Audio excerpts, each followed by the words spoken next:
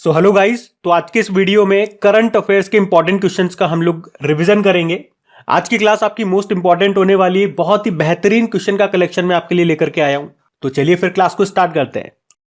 प्रश्न है, अभी किसे इटली के द ऑर्डर ऑफ मेरिट सम्मान से सम्मानित किया गया? तो आंसर होगा कबीर बेदी को। इंडियन एक्टर हैं ये कबीर बेदी, जिनको अभी इटली के सर्वोच्च सम्मान में से एक the order of the merit से सम्मानित किया गया। इन्होंने भारतीय फिल्मों में तो काम किया ही है, साथ में कई इटालियन फिल्मों में भी इन्होंने काम किया।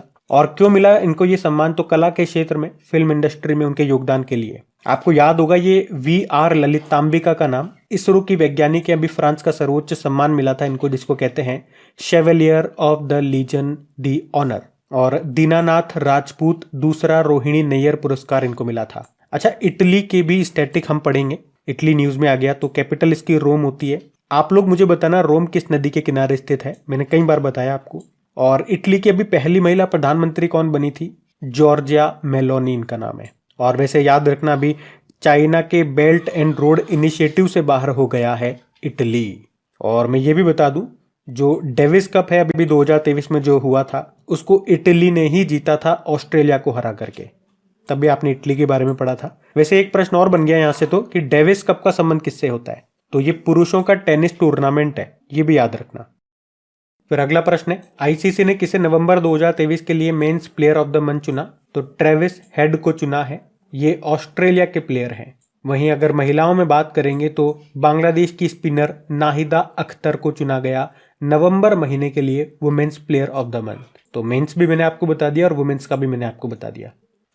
अगला प्रश्न है, अभी किसे कर्मवीर चक्र पदक 2023 और रेक्स कर्मवीर ग्लोबल फेलोशिप से सम्मानित किया गया? तो आंसर होगा डॉक्टर हेमाचंद्रन रवि कुमार को। ये भारतीय वैज्ञानिक हैं डॉक्टर हेमाचंद्रन रवि कुमार, जिनको अभी नई दिल्ली में 2 प्रतिष्ठित पुरस्कार मिले हैं, जिसमें से एक है कर्मवीर चक्र पदक 2023 और दूसरा है रेक्स ग्लोबल फेलोशिप। और उन्हें ये सम्मान जीव विज्ञान के क्षेत्र में उनके असाधारण योगदान के लिए दिया गया और संयुक्त राष्ट्र के सहयोग से उन्हें ये सम्मान मिला है।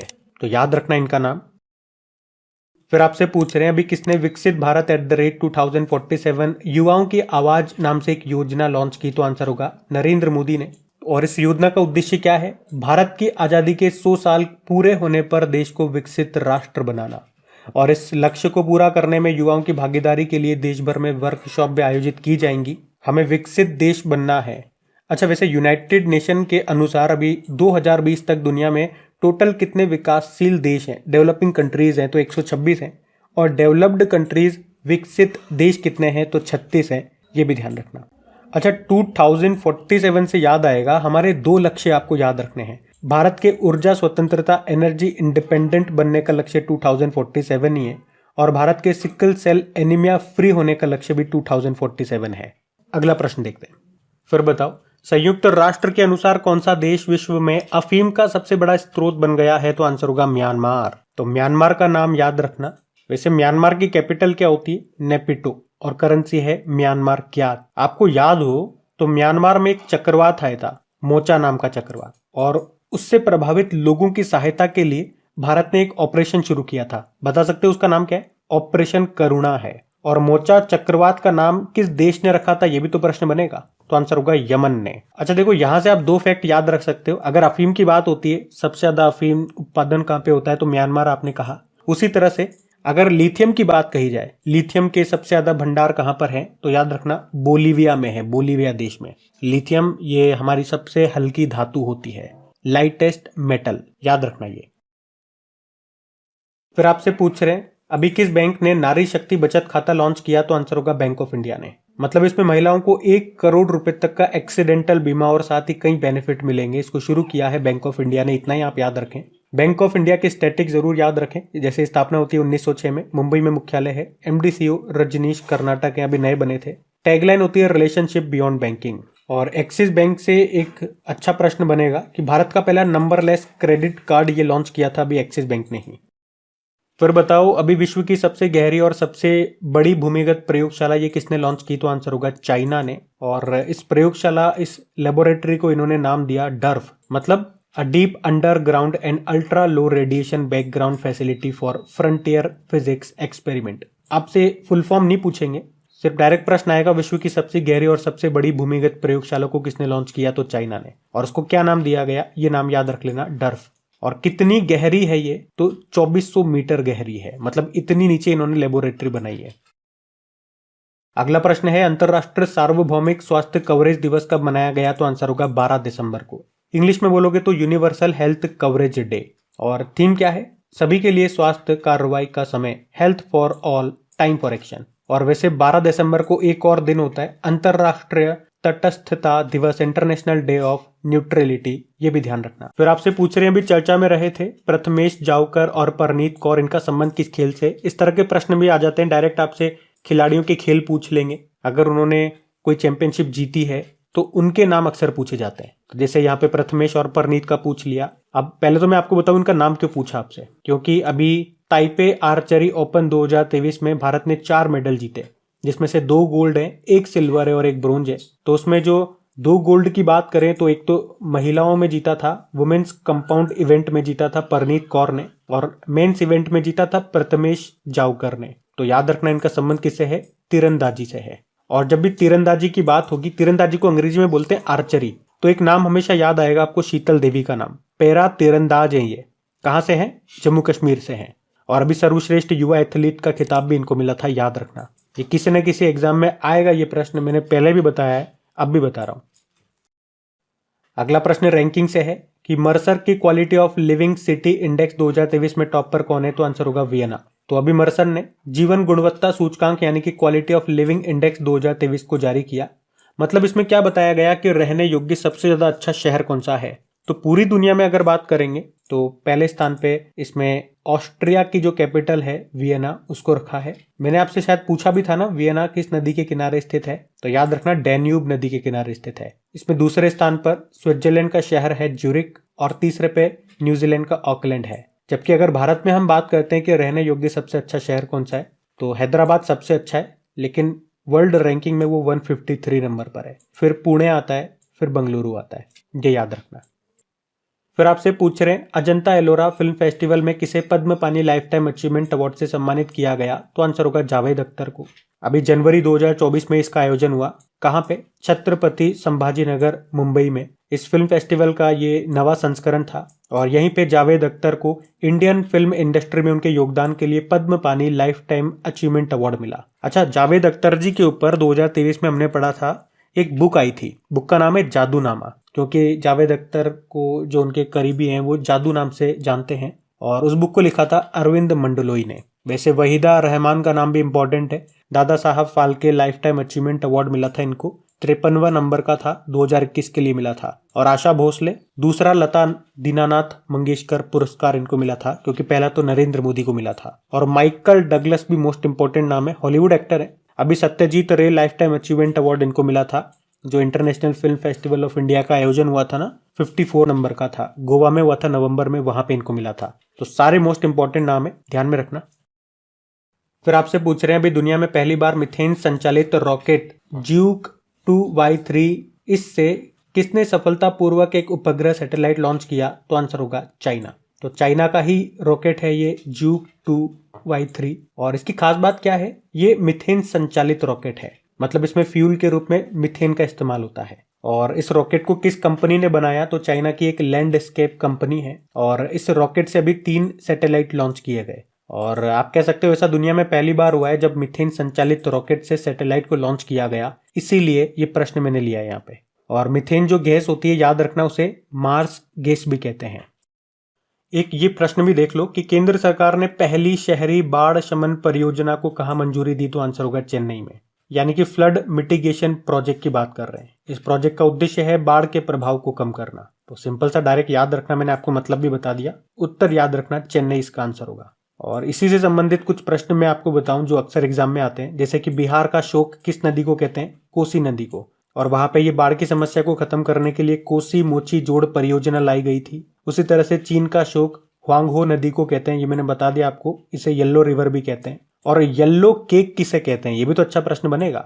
येलो केक यूरेनियम को कहते हैं, रेडियो एक्टिव मटेरियल है ये। अच्छा, ये मोस्ट इंपॉर्टेंट प्रश्न रहेगा आप सभी के लिए कि 2024 में COP29 की मेजबानी कौन सा देश करेगा। अजरबैजान करेगा। अजरबैजान की जो कैपिटल है बाकू, वहां पे होगा COP29।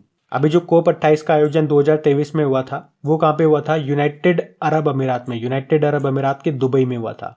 उससे पहले COP27 का आयोजन 2022 में हुआ था शर्म अल शेख मिस्र में, और 2024 में जो COP29 होगा ये बाकू अजरबैजान में होगा। अब देखो यहाँ पे हम रिवीजन कर रहे हैं, तो अब चीजों को मैं आपको डिटेल में तो एक्सप्लेन करूंगा नहीं कि COP29 क्या होता है, इसमें कौन कौन से देश आते हैं, कहाँ से शुरुआत हुई थी, क्यों करते हैं इसका आयोजन। ये तो हम डेली करंट अफेयर्स वाली क्लास में पढ़ते हैं। अगर डिटेल जानना है तो डेली करंट अफेयर्स वाली क्लास आप जरूर लें, अगर नहीं लेते हैं तो। बाकी मेरा काम है यहाँ पे जो पुराने करंट अफेयर्स हैं, क्योंकि हम आगे बढ़ते जा रहे हैं, पीछे करंट अफेयर्स हमारे इकट्ठे होते जा रहे हैं, तो उनका रिवीजन आपको कराऊं ताकि एग्जाम तक वो चीजें आपको याद भी रहे। थोड़ा सा अजरबैजान की कैपिटल आप ध्यान रखना, बाकू होती है, और करेंसी क्या है? अजरबैजानी मन्नत। हाँ, यहां से एक पॉइंट लिंक करा के आपको जरूर याद करा सकता हूं कि अभी चेस वर्ल्ड कप 2023 का आयोजन हुआ था अजरबैजान की कैपिटल बाकू में ही, याद आएगा आपको, जिसमें टॉप पे रहे थे मैग्नस कार्लसन, और उससे भी ज्यादा इंपॉर्टेंट हमारे लिए है दूसरे स्थान पे कौन रहे थे?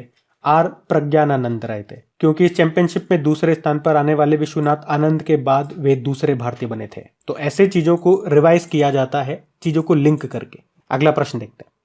फिर अगला प्रश्न है, और प्रश्न इंपॉर्टेंट मार्क करना है इसको, कि international tennis hall of fame में शामिल होने वाले पहले एशियाई पुरुष खिलाड़ी कौन बन गए? तो आंसर होगा लिएंडर पेस और विजय अमृतराज। और इस प्रकार ये सम्मान पाने वाले वो पहले एशियाई पुरुष खिलाड़ी बन गए हैं, इसीलिए प्रश्न इंपॉर्टेंट है। अब मैंने पहले एशियाई पुरुष खिलाड़ी बोला है, क्यों?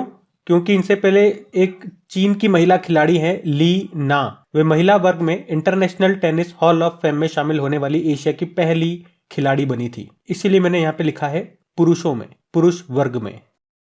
अगला प्रश्न है, राष्ट्रीय ऊर्जा संरक्षण दिवस नेशनल एनर्जी कंजर्वेशन डे कब मनाया जाता है? 14 दिसंबर को। अगला प्रश्न देखते हैं। अगला प्रश्न पूछ रहा है अभी 2023 का सर्वश्रेष्ठ ट्रैक एथलीट का खिताब किसने जीता? तो नूह लायल्स और फेथ किपिएगॉन ने। तो अमेरिका के हैं नूह लायल्स, इनको सर्वश्रेष्ठ पुरुष ट्रैक एथलीट घोषित किया गया। ये 100 मीटर और 200 मीटर दौड़ते हैं, जबकि केन्या की फेथ किपिएगॉन को सर्वश्रेष्ठ महिला ट्रैक एथलीट घोषित किया गया। ये 1500 और 5000 मीटर की धाविका है। अच्छा, अगर वर्ल्ड एथलेटिक्स की बात करते हैं, जिसकी स्थापना होती है 1912 में, हेडक्वार्टर मोनाको में है, और प्रेसिडेंट है सेबेस्टियन कोए, ये भी ध्यान रखना। फिर बताओ, भारत की पहली 6 लेन स्टील स्लैग आधारित सड़क का निर्माण कहां पे किया गया? तो आंसर होगा सूरत में। स्टील स्लैग क्या होता है? तो ये वेस्ट मटेरियल होता है जो कि स्टील प्रोडक्शन के बाद स्टील फैक्ट्री से निकलता है। तो अभी तक तो स्टील स्लैग का जो उपयोग है, जो इस्तेमाल है, वो सीमेंट बनाने में होता था, पर अब इसके इस्तेमाल से सड़क भी बनाई गई है, और भारत की पहली बनी है सूरत में। ये सड़क 1 किलोमीटर लंबी है, जो कि नेशनल हाईवे 6 को हजीरा पोर्ट से जोड़ेगी। अच्छा, आपको पता है भारत का सबसे लंबा नेशनल हाईवे कौन सा है? नेशनल हाईवे 44 है, जिसे पहले नेशनल हाईवे 7 कहते थे। ये श्रीनगर को कन्याकुमारी से जोड़ता है। फिर अगला प्रश्न पूछा कि इस देश में चक्रवात जैस्पर से हजारों लोग प्रभावित हुए, तो आंसर होगा ऑस्ट्रेलिया। ऑस्ट्रेलिया में आया था चक्रवात जैस्पर। फिर अगला प्रश्न पूछ रहे हैं, किसे 2023 रीच गेम चेंजर इनोवेटर पुरस्कार से सम्मानित किया गया? तो आंसर होगा अतुल शाह को। तो प्लास्टिक सर्जन है ये डॉक्टर अतुल शाह, और इनको कुष्ठ रोग देखभाल में उनके अभूतपूर्व योगदान के लिए 2023 रीच गेम चेंज इनोवेटर पुरस्कार से सम्मानित किया गया। अभी जो COP28 का आयोजन हुआ था यूनाइटेड अरब अमीरात के दुबई में, वहीं पे इनको ये सम्मान मिला। रीच का मतलब होता है recognising excellence around champions for health. और शाह से याद आएगा, देखो ऑप्शन भी मैंने इस तरह से लिखे हैं, ये सारे अभी अपॉइंटमेंट हैं, जैसे कि समीर शाह बीबीसी के अध्यक्ष बने थे, अनीश शाह फिक्के के अगले अध्यक्ष बने, और जैसा आप जानते ही हो ये BCCI के सचिव हैं। फिर आपसे पूछ रहे हैं अभी सर्वोच्च न्यायालय ने कौन सा आर्टिफिशियल इंटेलिजेंस संचालित क्षेत्रीय भाषा अनुवाद उपकरण लॉन्च किया? तो आंसर होगा सुवास। सुवास का मतलब याद रखना, सुप्रीम कोर्ट विधिक अनुवाद सॉफ्टवेयर। मतलब क्या करेगा, जो सुप्रीम कोर्ट के जो भी डिसीजन होते हैं वो इंग्लिश लैंग्वेज में होते हैं, और बहुत से लोग ऐसे होते हैं जिनको अंग्रेजी भाषा नहीं आती है, तो ये जो सुवास सॉफ्टवेयर है वो अंग्रेजी में जो डिसीजन आए हैं उसको 11 रीजनल लैंग्वेजेस में कन्वर्ट कर देगा, जिससे कि आम जनता उसे समझ पाए। और अभी इसमें पहला डिसीजन जो कन्वर्ट हुआ है वो केशवानंद भारती केस है, इसे 10 भारतीय भाषाओं में बदला गया।